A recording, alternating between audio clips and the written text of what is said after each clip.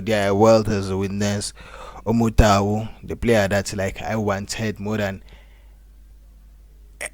every other player for years, which we witnessed before Aurelia was even introduced to PSL, even UTLP. I've been watching. I'm a biggest fan of like Umutau, and I hope to everybody else. So what I was actually seeing valuable, and my point was proven right from the moment when Mamelodi Sundowns were playing Club World Cup. My point was proven right. Uguti sometimes sometimes the thing is that most of our players are vele Europe and these big leagues available, we treat them as if bayanto baya they are superhumans, banama superpower, everything, as if like they are 10 times quicker than us or whatsoever. And after Mamelodi Sundowns performed available with Club World Cup, we actually witnessed that, which no, they are not.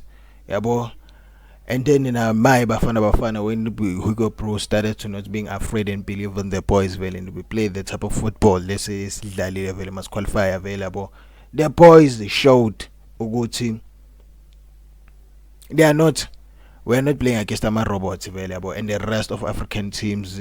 Also just wanna say I'm proud of the rest of our African teams available. Out of 10, 9 qualified.